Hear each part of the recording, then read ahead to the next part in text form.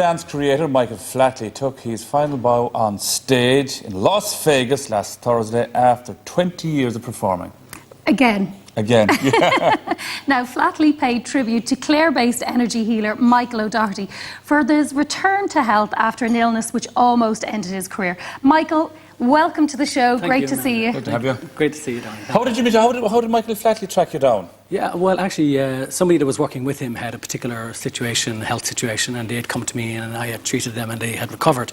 And then they advised Michael to just to try this out, basically, because he had seen so many medical doctors and nothing was happening. So they contacted me then, Di, and I went to see him and began a program. Explain to me what bioenergy healing is. Yeah, well, it's a little bit more, I suppose, now. When we started 25 years ago, we just solely worked with the energy system of the body. Basically, your body is made up of energy.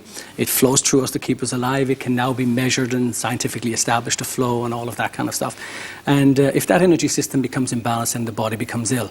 Now, I think we see you at work here now. Yeah, well, that was a little girl that you know, had a serious injury playing soccer, and she couldn't straighten her leg. And some people have this dramatic response when you're working, but you know, we try to keep it very simple for people that once we get the energy flowing, that is a very important part of it. But ultimately, then you've got to look at lots more going on in the body. I think some people would be frightened of that, Michael, because in one sense they're not controlling what's happening to their body. Yeah, you know, the most important thing about that, Dahi, is that people now are very much aware about how we function, and the thing is, they're in control, they're conscious at any time, they can stop or whatever, and we've enough experience to know not everybody will have that dramatic response like that. You know, if we take a month-old baby, for example, that has colic or something, well then, you know, they're not going to respond like that. But there are those dramatic cases that do happen within the clinical environment. So tell us about it. We have to talk about Michael Flatley. I'm sorry, everybody's fascinated. What sort of work did you have to do with him? Yeah, well, obviously Michael had spent so much energy, you know, with dancing and all of that and creating what he created, and that created a lot of pressure. As in normal life today, we see so much pressure on people's lives, and as Michael, of course, then went to a point where he just burnt out. You know, that's to be honest about it. He just pushed himself to the limit, burnt his body out, had something like 200 medical tests, you know, had seen so many doctors, and all of the tests were done, which was fine, but ultimately wasn't getting better. And when I went to see him, he was, you know, he was quite unwell, but he was, you know, willing to make the change. And I think he realised that he needed to exhaust some other avenue to try to resolve this problem. And it wasn't just overnight; it took a period of time. And was he burnt out on the inside and the outside? Because there's a physical side of the dancing side, but also the inside. He was putting a lot of money and time into these shows. There was one time he'd given everything. Correct. And if it was going to go wrong, that was it. He was finished. You're dead right, and it's the general thing in modern life today. You know, we invest so much time, effort and money now to achieve our goal. You know, parents out there are under pressure to get out and work to raise their family. And like any business people, like Michael, had expended huge amount of time and effort and energy into the emotional, mental side, and of course the physical side. I mean, you literally have to be an Olympic athlete to compete at that level. You speak a lot about stress, and you say that's one of the biggest debilitating things that people can have. It is, and you know what? It isn't. I always say stress will never kill you.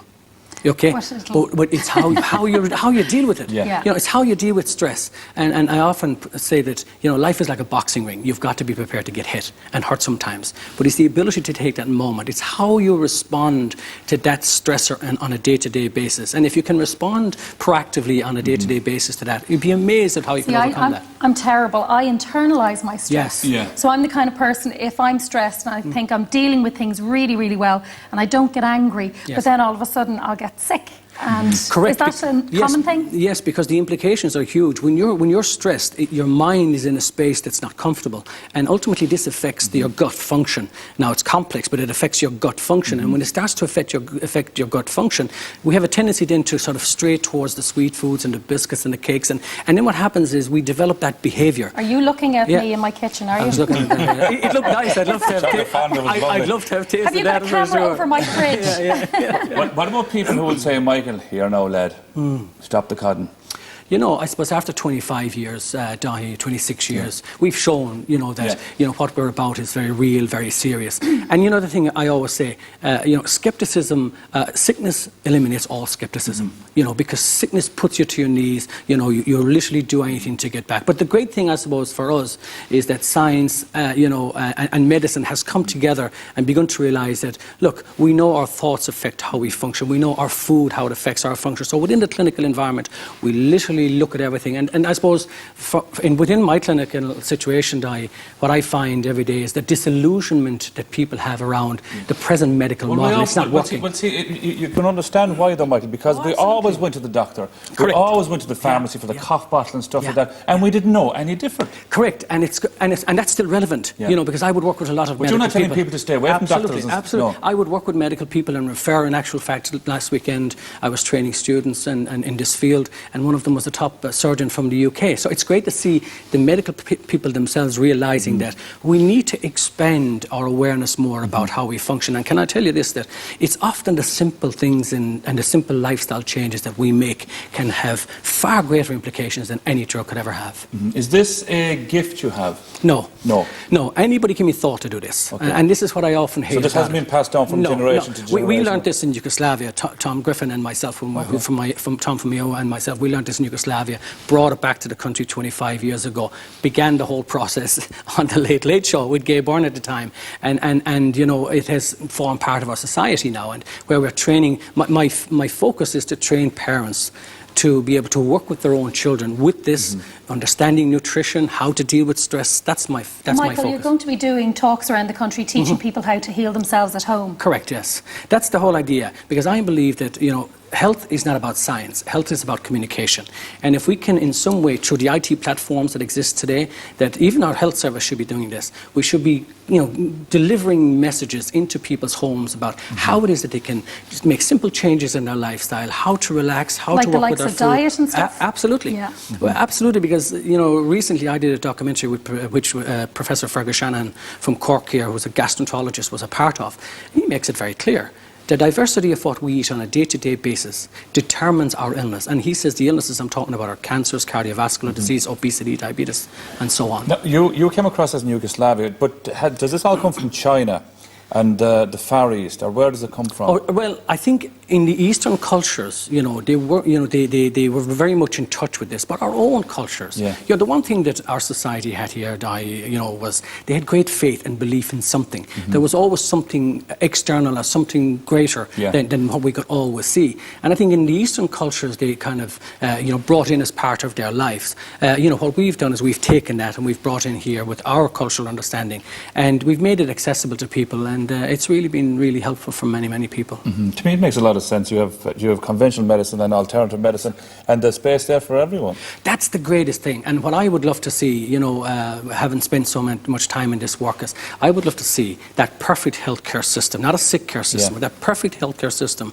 where you have complementary medicine, orthodox medicine, and families. You know, because if you don't put the family at the center of focus in healthcare, everything starts there. You know, what the mother buys in the supermarket, the stress they have at schools, everything starts there. And unless we deliver into family homes the packages that are necessary to give them control over their lives, we're going to see the queues and the delays in the hospitals like what we're seeing all the time.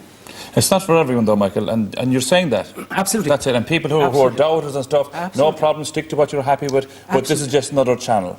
Absolutely, you're 100%. This is another cog in the chain. And I think, I suppose, the one thing about social media, and indeed the likes of RTE and so on, they've always been, you know, very positive around things like this, because they're giving people an opportunity to hear what somebody like myself has to say. I think that's great. But social media has exposed so much. And I think as human beings, we've evolved much more to begin to understand how we function, that it's not just, we're not just made up of chemicals. And the medical system, or the healthcare system of the future, is just not going to be looking at chemicals and blood culture. They're going to be looking at microbes in the energy system. And it's all about wellness now as well, isn't it? That's the other mindfulness. Side. Mindfulness and wellness. Because that's it, you see, Amanda, because the focus must be on health, not on sickness.